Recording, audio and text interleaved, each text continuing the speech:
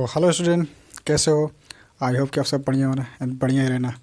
आज हम क्लास 9 का सेकंड लेक्चर स्टार्ट करने वाला है। ठीक है, तो अभी तक हम देख रहे थे कि पदार्थ क्या होता है और पदार्थ की अवस्था क्या होती है। ठीक है, पदार्थ की अवस्थाएं तीन होती है: ठोस, द्रव, गैस। ठीक है, तो हम वो सब देख चुके थे फर्स्ट लेक्चर में। अब सेकंड लेक्चर में हम देखने वाले हैं पदार्थ की भौतिक अवस्था में परिवर्तन। ठीक है, कि भौतिक अवस्था में परिवर्तन कैसे कर सकते हैं। ठीक है, कोई वस्तु है उसको ठोस में कैसे ला सकते हैं, या द्रव में कैसे ला सकते हैं, या गैस में कैसे ला सकते हैं। ठीक है, तो पदार्थ की अवस्थाओं में परिवर्तन हम दो तरह से कर सकते हैं। ठीक है, पहला है तापमान में परिवर्तन करके और दूसरा है दाब में परिवर्तन करके। तो हम पहले तापमान में परिवर्तन क्यों करके हम पदार्थ को क्या करेंगे, उसकी अवस्थाओं को परिवर्तन करेंगे। ठीक है, तो पहले यहाँ पे देख लेना गुप्त ऊष्मा, लेटेंट हीट क्या होता है। ठीक है, गुप्त ऊष्मा एक निश्चित ताप पर किसी पदार्थ को दी गई ऊष्मा की वह मात्रा जो उसकी अवस्था परिवर्तन के लिए आवश्यक है, पदार्थ की गुप्त ऊष्मा कहलाती है। भाई कोई अगर वाटर है, जल है, तो जल कितने कितने मतलब कितना हीट लेकर जल है, ठीक है, ये कितने तापमान पर ये गैस बन जाएगा। ठीक है, ये 100 डिग्री पर 100 डिग्री सेल्सियस पे ये क्या बन जाएगा, ये वेपर बनेगा। तो इसका जल का क्या होगा, जल का गुप्त ऊष्मा कितना होगा, गुप्त ऊष्मा 100 होगा। ठीक है, वही कोई आयरन होगा, ठीक है, लोहा हो गया, लोहा को पिघलाओगे, आयरन को पिघलाओगे, तो वो कितना हो जाएगा, कम से कम 2000 या 3000, 2000, 1000 सेल्सियस। ठीक है, मान लो तुम 1000 एज्यूम कर लो, 1000 सेल्सियस पे क्या हो जाएगा, लोहा पिघल जाएगा, लिक्विड बन जाएगा। ठीक है, तो इसका गुप्त ऊष्मा, लोहा का गुप्त ऊष्मा 1000 होगा। ठीक है, और वाटर गैस बन जाएगा कितने में, 100 डिग्री सेल्सियस पे। तो इसका ये वाटर का गुप्त ऊष्मा हुआ, ये लोहे का गुप्त ऊष्मा हुआ। ठीक है, वह ऊष्मा जिस पर कोई जितना जितना उसमें ले करके वो हो जाए, उसकी अवस्था परिवर्तन हो जाए, ठोस से द्रव बन जाए या द्रव से गैस बन जाए, उसको हम जिस ऊष्मा पर बदल जाए उसको क्या कहेंगे, गुप्त ऊष्मा कहेंगे। ठीक है, तो पहला परिवर्तन है संगलन प्रक्रिया। ठीक है, संगलन प्रक्रिया द्वारा हम ठोस को क्या बनाते हैं, लिक्विड में बनाते हैं, ठोस से द्रव बनाते हैं। ठीक है, तो यहाँ पे क्या लिखा है, वह प्रक्रिया जिसमें ठोस अवस्था को गर्म करने पर द्रव में परिवर्तन हो जाए उसे संगलन प्रक्रिया कहते हैं। ठीक है, संगलन प्रक्रिया, जो कोई ठोस है उसको हीट दोगे, गर्म करोगे। ठीक है, जिसमें ठोस अवस्था को गर्म करने पर द्रव में परिवर्तन हो जाए उसको संगलन प्रक्रिया कहते हैं। ठीक है, तो इसके उदाहरण क्या होगा, उदाहरण में लिख लेना यहाँ पे। भाई आइस, बर्फ़, और क्या होता है, बर्फ़ को गर्म कर दो, जल में बदल जाएगा। ठीक है,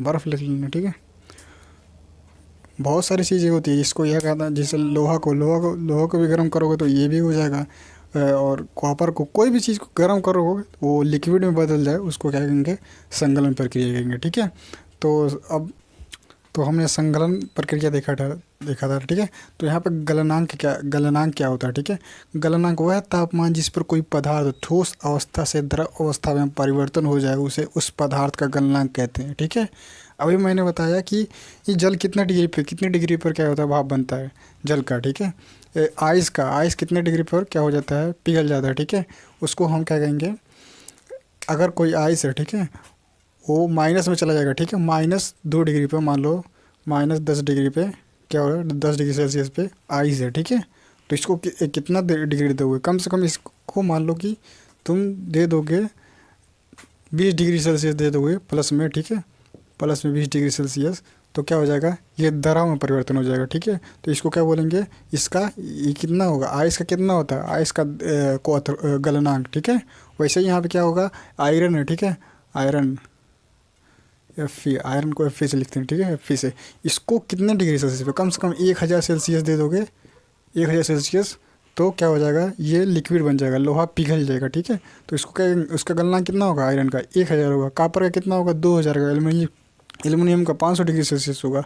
तो जिस ताप पर कोई ठोस पिघल करके द्रव बन जाए उसे उसका क्या कहेंगे, गलनांक कहेंगे। अगर हमें पूछूं कि आयरन का गलनांक कितना है तो आप बताइएगा 1000 डिग्री सेल्सियस, या मैं पूछूं एल्युमिनियम का कितना है गलनांक, ठीक है, तो आपको बताना पड़ेगा 500 डिग्री सेल्सियस एल्युमिनियम का। ठीक है, तो वही चीज़ किसी भी चीज़ का हम पूछ सकता हूँ, कोई भी पूछ सकता है, कोई भी टीचर है कि इसका गलनांक क्या होता है, तो तो आपको पता होना चाहिए कि कोई ही वस्तु ठोस से द्रव में बदल जाता है, उस तापमान को क्या कहते हैं, गलनांक कहते हैं। ठीक है, तो यहाँ पे अब दूसरा प्रक्रिया देखेंगे। ठीक है, यहाँ पे दूसरा प्रक्रिया वाष्पन प्रक्रिया। ठीक है, वाष्पन प्रक्रिया क्या होता है, वेपर वेपर वेपराइजेशन। ठीक है, वो इवोपरेशन भी बोलते हैं। ठीक है, वह प्रक्रिया जिसमें द्रव अवस्था को गर्म करने पर गैस अवस्था में परिवर्तन हो जाए उसे वाष्पन प्रक्रिया कहते हैं। ठीक है, वह प्रक्रिया जिसमें द्रव अवस्था को गर्म करने पर गैस अवस्था में परिवर्तन हो जाए वाष्पन प्रक्रिया कहलाता है। ठीक है, तो इसका क्या होता है, क्वथनांक होता है। ठीक है, क्वथनांक, इसका जो तापमान होता है उसको, तापमान को क्या बोलते हैं, क्वथनांक बोलते हैं। वह तापमान जिस पर कोई पदार्थ द्रव अवस्था से गैस अवस्था में परिवर्तन हो जाए उसे उस पदार्थ का क्वथनांक कहते हैं। ठीक है, मतलब क्या हुआ, कोई जल है। ठीक है, जल कितने डिग्री सेल्सियस पे वेपर हो बन जाएगा, भाप बन जाएगा। ठीक है, तो 100 डिग्री सेल्सियस पे क्या बन जाएगा, भाप बन जाएगा। तो कोई भी इसका कितना होगा, जल का क्वथनांक कितना होगा, 100 डिग्री सेल्सियस। कोई भी पदार्थ हो, कोई लिक्विड हो, जितना तुम तापमान दोगे उसका, उस वस्तु का, उस पदार्थ का उतना क्या होगा, क्वथनांक होगा। ठीक है, को भाई इतने जल 100 डिग्री सेल्सियस पे भाप बनेगा, क्या वो ऑयल होगा, तेल होगा, वो किसी और पे बनेगा, दूध मिल्क किसी और उसका होगा क्वथनांक। तो हर द्रव का अलग अलग क्वथनांक होगा। ठीक है, तो क्वथनांक उसी को बोलते हैं। ठीक है, जो मतलब कि द्रव में बदल जाए। ठीक है, उस तापमान को हम क्वथनांक कहते हैं। ठीक है, तो अब हम देखेंगे वाष्पन प्रक्रिया का उदाहरण लिख देना। ठीक है, उदाहरण में यहाँ पे लिखना,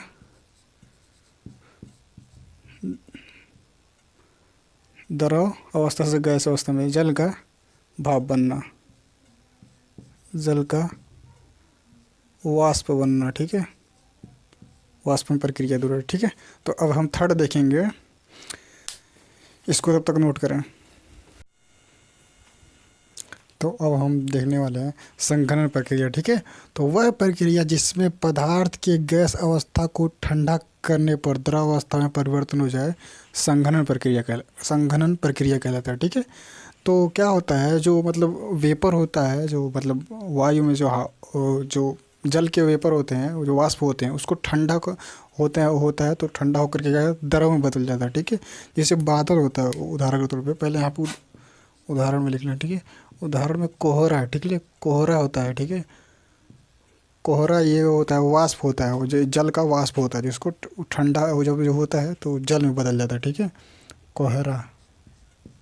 ठीक है, यहाँ पे बादल, बादल भी क्या है, कंडेंसेशन है। ठीक है, संघनन प्रक्रिया द्वारा वो बनता है। ठीक है, वह प्रक्रिया जिसमें पदार्थ ये अपने अवस्था को बदल देता है। ठीक है, गैस से द्रव में बदल जाता है। ठीक है, तो शीतलन प्रक्रिया यहाँ एनसीईआरटी में दो नाम दिया है, एक शीतलन भी दिया है और एक क्या दिया है, जमन दिया है। ठीक है, जमान दिया है, जमन, तो जमना प्रक्रिया लिख लेना। ठीक है, ये अजीब लग रहा था इसलिए मैंने नहीं लिखा। ठीक है, एनसीईआरटी में दिया है भाई, एनसीईआरटी बहुत बड़ा बुक है। ठीक है, हाई लेवल का, ऊपर लेवल का चीज़ है, तो दिया है तो मैं क्या करूँ। जमुना प्रक्रिया। ठीक है, शीतलन प्रक्रिया वह प्रक्रिया जिसमें पदार्थ द्रव अवस्था से ठंडा करने पर ठोस अवस्था में परिवर्तन हो जाए शीतलन प्रक्रिया कहलाता है। ठीक है, तो वह प्रक्रिया जिसमें पदार्थ द्रव अवस्था से ठंडा करने पर ठोस अवस्था में परिवर्तन हो जाए उसे शीतलन प्रक्रिया कहते हैं। ठीक है, तो मतलब क्या होता है, इसका उदाहरण देखना। ये अभी तक हमने, इससे पहले हमने जो देखा था संकलन प्रक्रिया, वो ठोस से द्रव बना था, फिर वाष्पन में बना था वाष्पन प्रक्रिया जो द्रव से गैस में बना था। ये उसके उल्टा है संघनन प्रक्रिया। यहाँ ये गैस से क्या बना रहे हैं, ये गैस से द्रव बना रहा है, द्रव से गैस बन रहा है। भाई उसमें हमने ठोस से द्रव बनाया, द्रव से गैस बनाया, और यहाँ पे गैस से द्रव और द्रव से ठोस बना रहे हैं। ठीक है, ठंडा करने पे, वो गर्म करने पे हुआ था, ये ठंडा करने पे हुआ था। ठीक है, ये तापमान में परिवर्तन है, ये ठंडा करने पे ये दोनों हो रहा है, और वो गर्म करने पे हुआ था। ठीक है, वो सारी चीज़ें। तो यहाँ पे क्या होगा, शीतलन क्या होता है, वही द्रव जल का बर्फ बनना। ठीक है, जल का बर्फ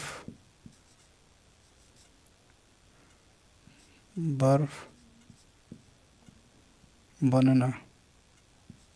ठीक है,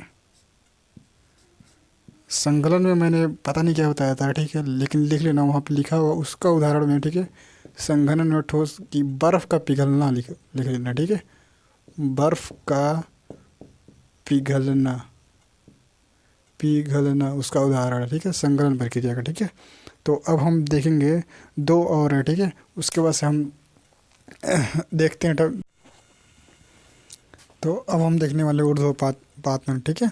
वह प्रक्रिया जिसमें कोई पदार्थ ठोस अवस्था से द्रव अवस्था में आए बिना गैस अवस्था में परिवर्तन हो जाए, ऊर्ध्वपातन कहलाता है, ठीक है। कोई ठोस है, उसको पहले हम द्रव में बदलेंगे, फिर तो गैस में बदलेगा ना, लेकिन यहाँ पे क्या हुआ, ऊर्ध्वपातन डायरेक्ट गैस में बदल जा रहा है, ठीक है। वो द्रव नहीं बन रहा है, कोई ठोस है वो सीधा गैस बन जा रहा है, डायरेक्ट लिक्विड नहीं बन रहा, द्रव नहीं बन रहा, उसको ऊर्ध्वपातन कहेंगे, ठीक है। वह प्रक्रिया जिसमें पदार्थ ठोस अवस्था से द्रव अवस्था में आए बिना सीधे गैस अवस्था में परिवर्तन हो जाए, उसको ऊर्ध्वपातन कहते हैं, ठीक है। इसके उदाहरण में क्या लिखे होगा यहाँ पे, उदाहरण में लिखना अमोनियम क्लोराइड, ठीक है, अमोनियम क्लोराइड, ठीक है, क्लोराइड, ठीक है। और कपूर लिख लेना, कपूर, ठीक है, और आयोडीन लिख लेना, ठीक है। यहाँ पर भी वही रहेगा, यही एग्जाम्पल रहेगा, ठीक है। नीचे पर वही प्रक्रिया होता है जिसमें कोई पदार्थ गैस अवस्था से द्रव अवस्था में आए बिना सीधे ठोस अवस्था में परिवर्तन हो जाए, उसे नीचे पर कहते हैं, ठीक है। तो इसका भी उदाहरण वही होगा, अमोनियम क्लोराइड, कपूर, आयोडीन, ठीक है। तो ये तापमान परिवर्तन में रहा, ठीक है। तो अगली क्लास में हम देखेंगे दाब परिवर्तन करके कैसे किसी पदार्थ की अवस्था को बदल सकते हैं, ठीक है। तब तक के लिए थैंक्स फॉर वॉचिंग।